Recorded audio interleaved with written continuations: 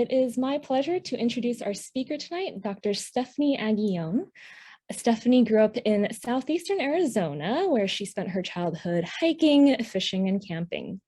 She received her bachelor's and master's from the University of Arizona, and she studied Western bluebirds there. Earlier this year, she had finished up her Ph.D. at Cornell University with the Cornell Lab of Ornithology, studying northern flickers. And we're going to hear more about that work today. So we're very excited for that. And more recently, Stepfanie moved here to the Bay Area. So welcome, Stepfanie. And she's doing her postdoc at Stanford. And she has switched gears a little bit, studying fish. So we are very excited to have you joining us here today. Yeah, thank you so much, Stepfanie, and I'll have you go ahead and take it away. Thank you so much for inviting me. I'm really excited to be here. I will say, as Serena said, I did just move to the area, so it's really fun to, be able to give a talk for you all. And one of my students that I worked with, Chloe Michaels, gave a talk, I guess a number of months ago now, which I was able to attend. So I've been at the Birdie Hour before, which is great. And in her talk, Chloe mentioned that her advisor, who's also my advisor, got into birding originally through the SFBBO. So it's fun to be here and kind of brings things full circle. So I'm going to be telling you a little bit about the dissertation work that I did on northern flickers. First, I thought I would tell you a little bit about myself. Serena already mentioned the bigger picture things, but since I'm giving this virtual talk, I kind of like to just give a broader overview of myself, so you have an idea of who is talking to you, and that all kinds of people can be scientists. So my name is Stepfanie Aguillon. These are just a few pictures of me so you can get an idea of who I am as a person. These are just some fun things that I've got to do over the last few years. And of course, the picture with the flicker, which is one of the big things I'll be telling you about today. And I grew up in southeastern Arizona, pretty far southeastern Arizona. It's a place that if you are big into birding, you may be familiar with. There's places like Madera Canyon and Ramsey Canyon and Ash Canyon and Carr Canyon. All of those places are basically down the street from where I grew up. It's a really very amazing place ecologically. You have the very beautiful Sonoran Desert. And if you're into birds, there are a lot of really cool birds there. Many species that are not really seen anywhere else in the US. But there are also lots of cool mammals and lots of cool reptiles and herps and lizards. And there's just a lot of fun stuff there. And as you can imagine from this sort of overview that I'm giving you of the cool things from where I grew up, I spent a lot of my childhood in the outdoors, camping and fishing and hiking. And this really shaped my interests and really, led me to be the scientist that I am today. So I grew up in Sierra Vista, and I went not very far to Tucson to do my undergrad, my bachelor's and my master's degrees at the University of Arizona. And then I went pretty far from there over to upstate New York, where I got my PhD at Cornell. I just finished there at the beginning of the year. I moved to Palo Alto not very long ago. And as you can imagine, having grown up in Southern Arizona, the winter treated me very harshly. This is from my last winter in Ithaca. And I got to do a lot of really cool and fun things while I was a grad student. It opened up a lot of really fun opportunities, going to conferences in places like France and Brazil and Alaska, and getting to teach a class in the Galapagos, and doing a lot of fun personal travel as well. So I have a lot of, it was really fun, and I feel really privileged to have been able to do a PhD at Cornell. And it really has opened up a lot of opportunities for me. Once I finished at Cornell, I have since come over here to the other side of the country, and I'm now in Palo Alto. I'm doing a postdoc working on fish. I won't tell you anything about that other than eventually I'm hoping to return to working on birds. That's what I hope to do long term. But I'm really excited about what I'm doing, and I'm answering similar questions in fish as what I did in birds. All right. I'm going to tell you about some of my primary driving interests in the work that I do. One of them is color, and I'm really fascinated by how organisms look. And you can imagine that this is something that really fascinated early naturalists and biologists as well. This is a painting of Darwin, who is looking at a butterfly while he's on his voyage of the Beagle. And he's holding this book trying to describe the color of this butterfly. Darwin's using this book called Werder's Nomenclature of Color, which has all of these really beautiful swatches of color. And was a way at the time where you could say, you know, this thing I observed in nature looks like Prussian blue. And this is obviously, you know, not the way we think about color now. We have color photography and lots of really high-tech ways to measure color. But thinking about how organisms look has a really long history in biology. And my other interest is hybridization. And I know when you think of hybridization, you might think of organisms that either don't exist or, like, you know, hybridization isn't really common. And so, you know, you have these fantastical ideas of what hybrid animals might look like. But I think of hybridization more in the, like, you have one species that hybridizes with another species and you get some kind of offspring from that. The example I'm showing you here is a horse and a donkey, who, when you hybridize them, you get this really hardy pack animal. It's a mule. You know, it isn't going to breed itself. It's sterile, and it doesn't lead anywhere. This is one way hybridization can go, but what's actually more common in nature is that you have hybrids that can breed and that are viable. They do just as well as parents. And that's what I'm interested in. We'll tell you a lot about today. And when I combine these two interests, color and hybridization together, birds is a really great place to start. So I'm showing you here a number of images of hybrid birds. Some of these birds you might be familiar with, and so you might notice that they maybe don't look exactly like either of the two parent species do. And the way you're probably noticing that is based on their color or their patterning. And so you can see how these interests in color and hybridization sort of combine for me. And I'll walk you through a little bit more about why this is interesting for me. So if we zoom in on one particular example, this is a hybrid between a blue-winged warbler and a golden-winged warbler. You get this individual, a Lawrence's warbler, and you can kind of see where it gets the different color patches on its body. So it has this overall yellow coloring, which it seems to get from the blue-winged warbler parent, but it also has this black throat and this black mask, which it seems to maybe get from the golden-winged warbler. And so if you think about that, you know, you have this offspring that looks kind of like the parents, kind of like a mismatch of the parents.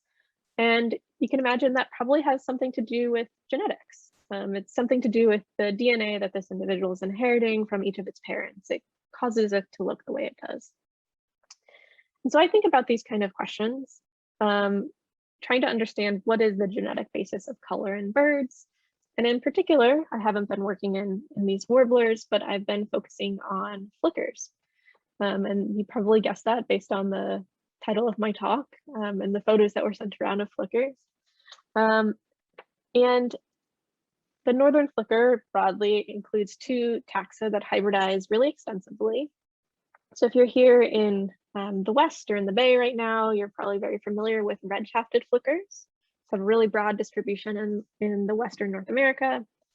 But if you're in the East, where I was in upstate New York, you're probably very familiar with yellow-shafted flickers. And these also are distributed very broadly across North America.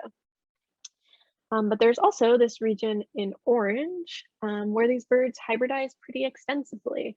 And these two, red-shafted and yellow-shafted, they come into contact in this region, they overlap, and in this overlap, there are lots of hybrids. And this is in the Great Plains, which is a really beautiful place to work and be. And there are actually many, many hybrid zones that exist in this area. A number of them very well-known examples in birds, in buntings and towhees and grosbeaks and orioles. But there are also many examples of plants that hybridize in this region, of mammals, of reptiles. And so this is a really interesting region ecologically. And because of that, a lot of these hybrid zones have really long histories. And for the flickers, Audubon, to my knowledge, was actually the first person to describe the hybridization in writing. And he talked about a nest of flickers that he found in the mid-1800s. And he said it was the most curious set of 5 birds that he ever saw, in which he thought he would puzzle all naturalists in the world. And the reason Audubon found this nest of hybrid individuals really fascinating and was able to, identify that it was really puzzling was because of the way these birds look. And so these flickers differ across 6 distinct plumage patches. Very clearly, they differ in the color of the wings and the tail. Have this really salmony pinkish red in the red-shafted flickers, and then you have this really bright yellow in the yellow-shafted flickers. That's really very obvious, and if you see these birds in flight, it's either the flash of color or the wing beats or the bright white rump that you can use to identify them. But if you get a really good look at these birds, and particularly if you zoom in on the head and the face, you'll also notice a number of differences there. So the males have this malar stripe on their face. The red-shafted flickers have a red stripe in the west. The yellow-shafted flickers in the east have a black stripe. And then you might notice that they kind of have this coloring on the bottom of their face that's different from the top of their head, and that switches in between the 2 different flickers. So they have this difference on the throat color. They have this gray versus tan. The color of the feathers over the ears, again, gray versus tan. The crown color, in this case, it's gray versus brown. And then in the presence or absence of this really broad red patch on the nape of the neck, that if you have looked at a lot of woodpeckers is kind of common. And yellow-shafted flickers have a really broad nuchal patch. Red-shafted flickers have no nuchal patch. And so just looking at these birds, you can really say, okay, this individual looks like a hybrid, or this individual does not look like a hybrid. And that's because these hybrids have a variety of these trait combinations and can have intermediate colors. So these are just some examples of hybrids in illustration form, and just focusing on 2 different patches. You might have an individual with a black malar stripe and no nuchal patch. You might have an individual with a red malar stripe and a thin nuchal patch, maybe a red malar stripe and a really broad nuchal patch, maybe a malar stripe that's somewhere in the middle with a broad nuchal patch, and like every combination in between. And you can also imagine this extends to all 6 different traits. And so you have a lot of different combinations that are possible in these hybrids, and a lot of different ways where you can say, okay, this individual doesn't exactly look like a pure yellow-shafted or a pure red-shafted. And so that's all just some background information to tell you more about myself and flickers. And what I'm going to do today is tell you about 3 different stories. So the first one is focused on plumage coloration in the hybrid zone. The second one is about genetic differentiation across different flicker populations. And then finally, I'll tell you a little bit about digging really far into this plumage coloration, the genetics of it. So telling you first about the hybrid zone. So there's been a lot of interest in the hybrid zone for a really long time. And we know from collections from the mid-1950s that as you go from west to east along the hybrid zone, you get this gradation of traits from a red-shafted-like trait to a yellow-shafted-like trait. And we also know that there doesn't seem to be any negative effects of being a hybrid, so hybrids seem to do just as well as the parental species. And there also doesn't seem to be any evidence of assortative mating. This means that these individuals don't choose their mates based on the way they look. It's not that yellow-shafted individuals are always looking for other yellow-shafted individuals, or vice versa. They don't seem to care much about that. And we have all of these flickers in the collection at Cornell's museum. And one of the things when I started my PhD that I was interested in understanding was how has the hybrid zone changed? So this collection was done in the mid-1950s, and I was really curious to understand, what was going on in the hybrid zone today. And so I and the museum did sampling across the same transect in the hybrid zone. And this is in Nebraska and Colorado along the Platte River. And this map shows you the different sampling locations. If you've ever been in Nebraska or Colorado, you might know that if you're traveling east-west, there's a lot of river valleys that go in that direction. And so that's what this collection follows. These flickers require large trees for nesting, and those are only found in the plains along rivers. And so we have this historic transect of flickers from the mid-1950s, and then we did a more contemporary sampling from 2016 to 2018. And then I took these birds and described their plumage following this sort of categorical scoring where individuals get a score of 0 to 4, and then this is standardized across individuals to give a sort of value for how much of a hybrid this individual is. And what I found is that the flicker hybrid zone has seemed to have shifted westward in the 60 years between these sampling points. And in fact, quite far, about 73 kilometers. And so just to give you an idea of visualizing this, what I'm going to show you here is what are called clines. All you need to know is that as you move from west to east on this plot, so this is left to right, individuals change from more red shafted like, this is a score of 1, down to more yellow shafted like, score of 0. And what you likely notice between these two lines, one is historic, the gray one, contemporary sampling is the black line. You might notice that there is this pretty large westward shift. And if you look at this on a map, in the 1950s, the hybrid zone center was closer to almost the corner between Colorado and Nebraska, whereas now the hybrid zone seems to have shifted much farther into Colorado, much farther towards the Rockies. And so answering this question about what has happened to the hybrid zone over the past 60 years, there seems to be this westward shift of the hybrid zone, and it's towards the range of the red shafted flicker. And looking at this on a map, this places the hybrid zone much farther into Colorado than it was previously. And you might be wondering, why might this be? And I don't have a good answer for that, unfortunately, but it's possible that this is a result of climate. This movement seems to have happened very rapidly over the past 30 to 40 years.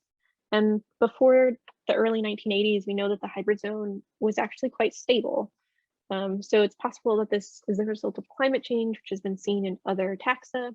There's also been a lot of change in land management in the Great Plains that has influenced, in particular, the amount of woodland. So there are many more trees than used to exist in this region. So it's possible that the way we have been managing land in that area over the past century has created more habitat for flickers and allowed yellow shafted flickers to move farther into the hybrid zone than they could before. So that hopefully gives you an idea of what's happening in the hybrid zone. I'm going to dig now more into the genetics. I'm going to walk you through understanding a bit of what I've done with genetic work. And I'm going to start by telling you a little bit about differentiation across different flicker populations. As I mentioned, these birds differ across a number of different traits. So obviously the wing and the tail, but then a number of traits on the head and the face. And you might imagine from this difference that these birds are very different genetically. And what's actually been found historically is that either looking within the hybrid zone or across the species range, there's really been no ability to differentiate these birds genetically in the past. And when I started my PhD, I was really curious about, if we use some more modern genomic sequencing techniques, these approaches have really improved vastly, particularly so in the last 10 to 20 years. If I use one of these more modern approaches, would it be possible to identify differences between the flickers? And so I'm going to tell you about the methods that I used here, and I'm going to put them in one single slide. And I hope you don't take this to mean that it was easy and or didn't take a long time. This is many, many years of work in one single slide. So this involves either blood or tissue samples. So going out and sampling individual birds, doing a bunch of molecular lab work. So both parts of this process take a long time. And then doing a bunch of computer work, which then also takes a lot of time. And so despite, enjoying being outside and having a job that does a lot of, requires a lot of time with animals, I end up actually doing a lot of computer work as well. And for this particular part of the talk, one of the things that I did with my sampling was try to maximize the potential to identify genetic differences, since that's what I was trying to see if I could find at all. So this is the species range just zoomed into the US. And what I did was I sampled from populations that were as far away from the hybrid zone as I could get. So for red shafted, that means Washington, Oregon, and California, so far away from the hybrid zone. Yellow shafted flickers, that means New York and Illinois and Florida, again, far away from the hybrid zone in the other direction. And the idea here is that these birds would be potentially as different as they could be because they're really far away from each other. And then I use this method that samples a small subset of the genome. It's called double digest restriction site associated DNA sequencing, DDRAD. That's not important to you at all. I'm going to tell you all you need to know about it, but I just wanted to make sure you are aware of what I'm doing. And this is an approach that if you have a DNA strand, it takes small cuts from the DNA. You end up with these small chunks of the DNA that you then sequence. And within these chunks, I look to identify markers. And what I mean by markers is this. So if you have 3 individuals, 1 is red shafted and 2 are yellow shafted, you might look across their DNA and look at the base pairs that are there. If you do that in this example, you might see a lot of these are similar. But if you move across from left to right, you might notice is that, oh, there's this one that is different. And I'm calling for this talk these sites markers. These are basically parts of the genome that say these birds differ at this place. For this DD-RAD approach, this gave me 9,000 markers spread across the genome. So as you can imagine, this is much different from work that was done traditionally, especially from the late 80s or early 90s when we were looking at, one marker. This is taking many, many more than that. And what I found with this approach is that analyses using different clustering approaches can distinguish flickers using this data set. So this is what's called a principal components analysis. All you need to know from this is that yellow points are yellow shafted flickers, red points are red shafted flickers, and that yellow shafted and red shafted flickers seem to cluster separately from each other. So they're sort of spatially spread out on this plot. Using another approach called structure, I found something very similar. Again, red shafted individuals are shown with red bars, yellow shafted with yellow bars. What you can see is they're pretty separate from each other. We have a very nice split between red shafted and yellow shafted.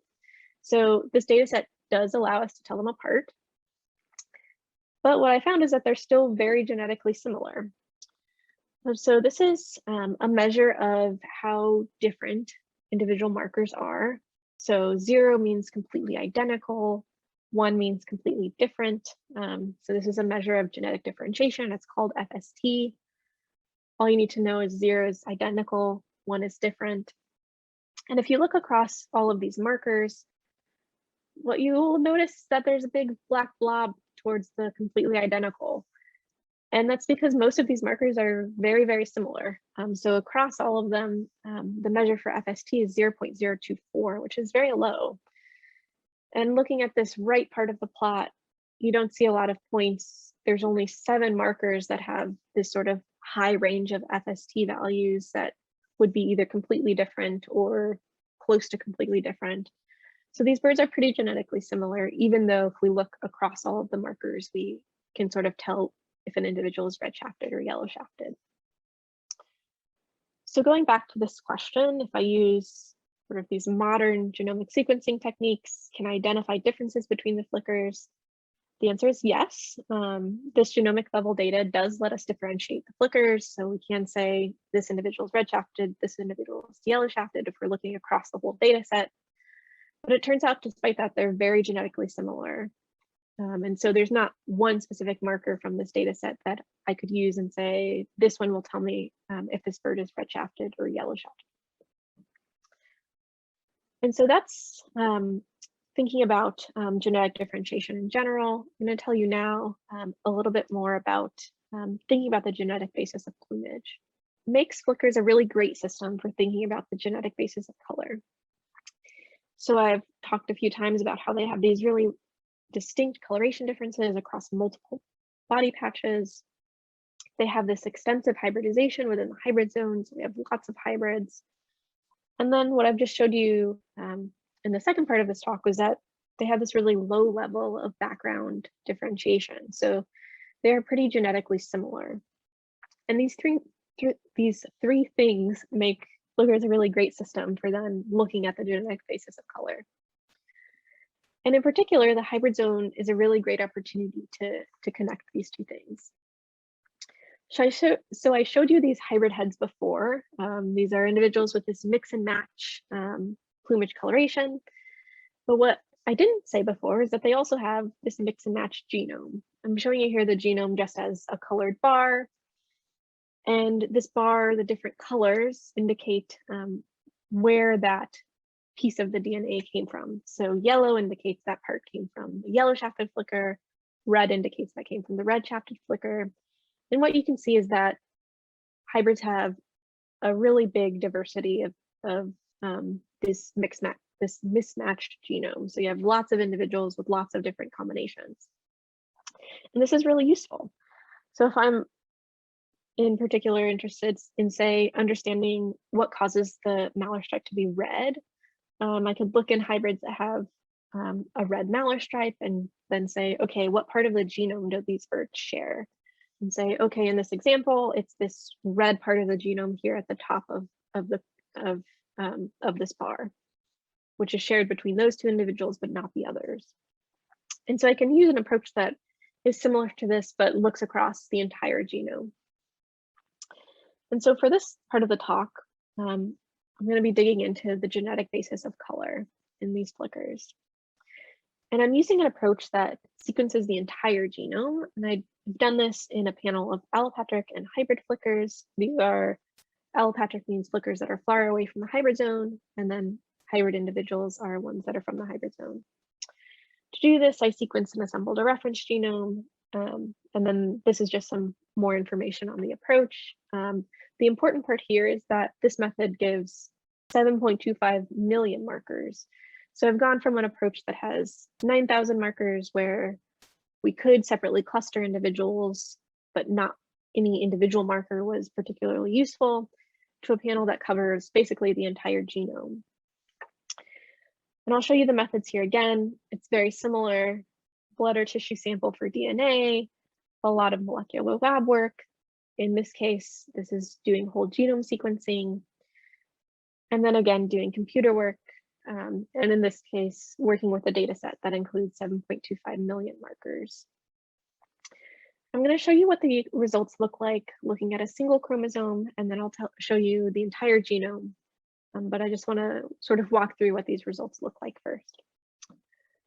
So comparing these flickers, red shafted and yellow shafted, that are really far away from the hybrid zone, this is a plot on chromosome 10. And this is again showing you FST, this measure of genetic differentiation, where 0 indicates completely identical, 1 indicates completely different. This time, this plot is going vertically. And what you probably notice is this: you move from left to right along this chromosome. Things are very close to 0, very close to 0, very close to 0. And then you hit this point where it's this peak here. And these plots are called Manhattan plots. And that's because you can kind of envision this as like a city skyline where you have these peaks, these buildings that pop up from the skyline as different. And so what I'm doing is looking for these peaks, these buildings, and then digging into that genomic region, because that is doing something different than the rest of the genome. And so going from this one chromosome to the whole genome, what we find is low differentiation, but are a number of these peaks. So going from left to right here, this shows you just different chromosomes, going from 1 all the way to the sex chromosome. And then again, genetic differentiation, this measure of FST, how different this marker is. And what you'll see is that really low overall baseline is 0.008. So these birds are really genetically similar overall, but there are these peaks, these buildings that pop up from this city skyline. And what I said earlier is that the hybrid zone can be really useful. So this plot here isn't showing you any hybrids, but the hybrids actually are useful in a similar way. And what I find when using these hybrids is that there are multiple regions of the genome that are associated with coloration differences in the flickers. So I'm going to show you here a plot for just the wing and tail. This is again a Manhattan plot, but this time how big the building is indicates how significant this part of the genome is in its association with the coloration of the bird. In this case, it's the wing and the tail. And so what you'll notice is that there are a number of these buildings that very clearly are associated with the coloration differences in this background of a lot of regions that are not involved at all. And I've done this for all of the different traits that I've shown you on these flickers. I won't show you the plots for those since they look very similar to the wing and tail, but I will say that of the 6 different traits, 4 of them had very clear associations that were easily identifiable. And as you might imagine, the next question is like, okay, what's happening in these genomic regions? And what I find is that there actually are a number of pigmentation genes, and these are genes that are known from other systems, sometimes mammals, sometimes birds, but they're genes that are known to be involved in coloration in other animals. And I'm going to show you just a table here, and I'll tell you what I'd like you to take away from it. One of these genes that is really interesting and I was really excited to find is called CYP2J19. And this is a gene on chromosome 8. And it's been shown in work on canaries, and these are canaries that are kept as pets, that going from a yellow canary to a red canary uses this gene CYP2J19. And it's the particular gene that creates this coloration difference. And in flickers, this is a gene that I found related to coloration differences in the wing and tail, where you have this bright yellow going to this salmony red. And so this gene makes a lot of sense in this context. It seems like perhaps it's doing a very similar function. More broadly looking at this table, there are some interesting patterns as well. So some of these traits are carotenoid traits, and I'll tell you more about what that means in a second. And they tend to be related to genes that are involved in melanin. And carotenoids and melanins are pretty different. Melanins produce the blacks and the browns and the grays that we see in nature, whereas carotenoids produce these bright reds and bright oranges and bright yellows that you're probably familiar with from a lot of different birds. And these pigments are not really known to, they're not deposited in the same way. They are not processed in the body in the same way. They're not produced in the same way. And so this relationship that I found here in flickers between these genes that are known to be involved in melanins and these traits that are carotenoid, that are these bright reds or bright yellows, is pretty interesting. And one of the things I'm working on currently and in the future is trying to understand why this relationship exists and what it means.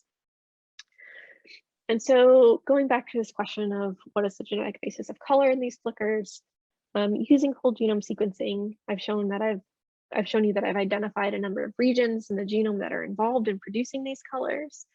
And in these regions, there are genes that are involved in pigmentation that we know from other systems, and that these genes seem to be creating these coloration differences in these birds. So I've been talking a lot about red-shafted and yellow-shafted flickers. These are birds that I focused on for my PhD at Cornell.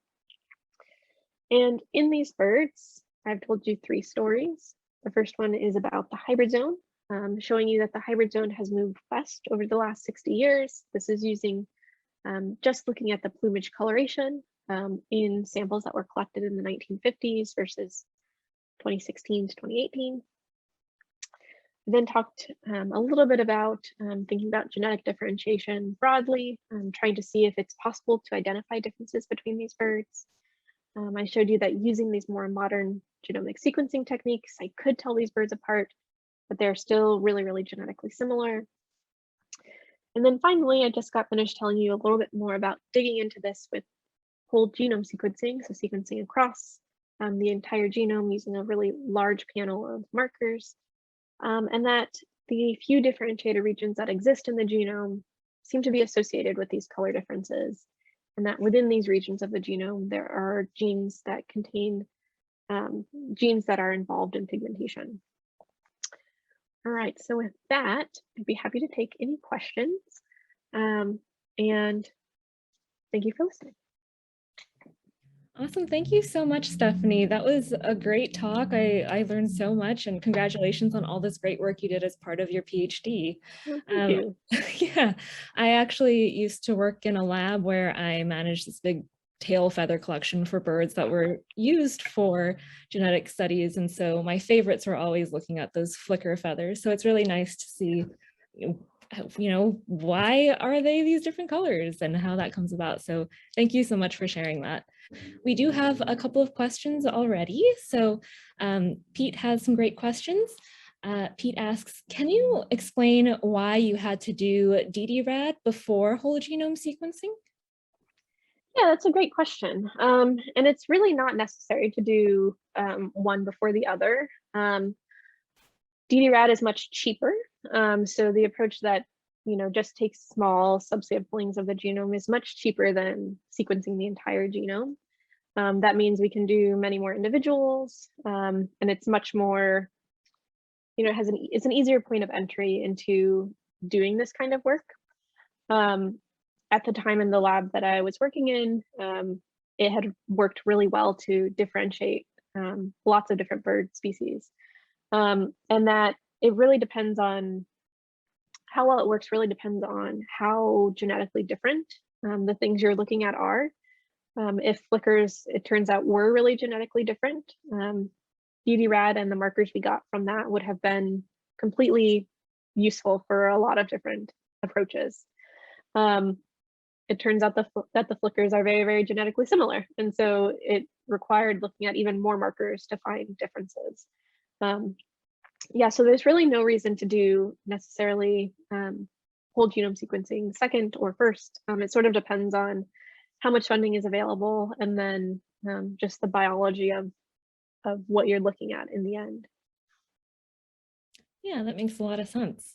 And then the question about what you found, doesn't 8 genes for the wing and tail colors seem like too many?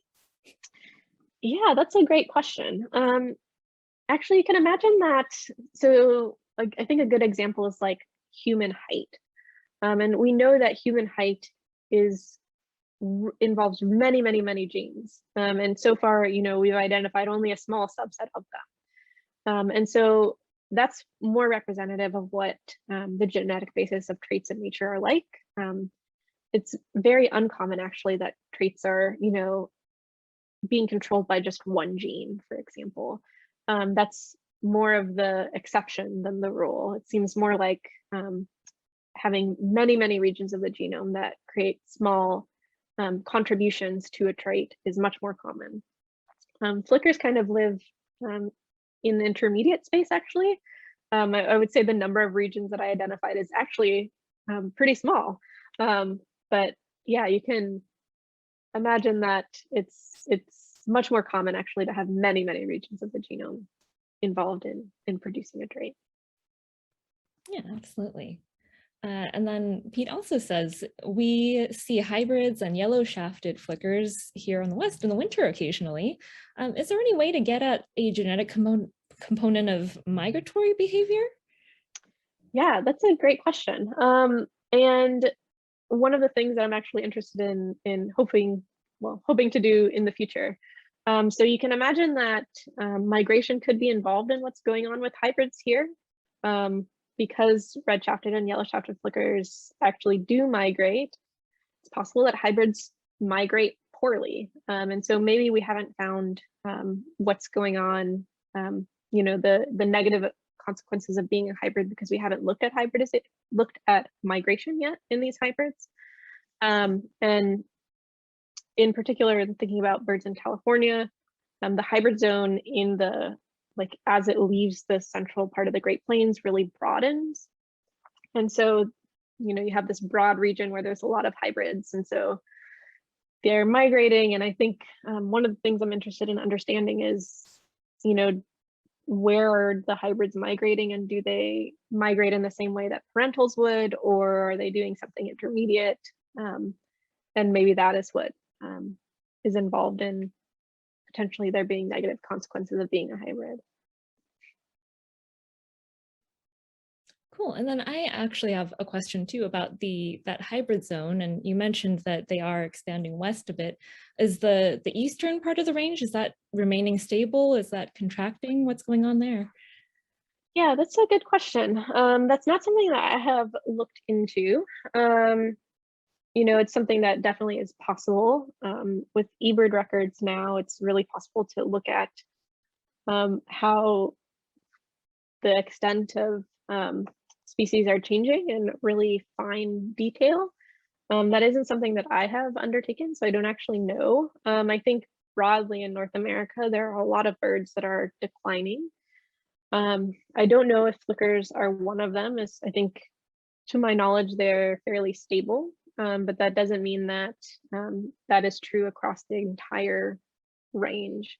And as you mentioned, yellow-shafted flickers are pretty broadly distributed, so it's possible that there are things going on, in different parts of the range. Cool. Well, if anybody else has any additional questions, please feel free to go ahead and enter those in the chat. But in the meanwhile, I am a little curious about what kind of work you're doing now. Fish is a bit of a change in the system, but maybe I'm sure you're still applying a lot of great techniques to that. So yeah, do you want to just talk a little bit about that?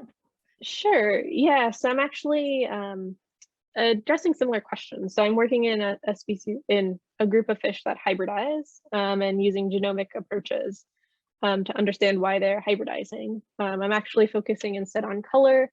I'm focusing on the pheromone cues they produce, which are the smell cues, basically, and trying to understand how that influences their mating decisions. So like, why do we get hybrids in these fish? So it's very similar questions. And then eventually I hope to circle back around to flickers if I can get a faculty job somewhere. So. Awesome, really cool. And we did have another question come in. For the genetic differences, can you say if the differences are loss of function?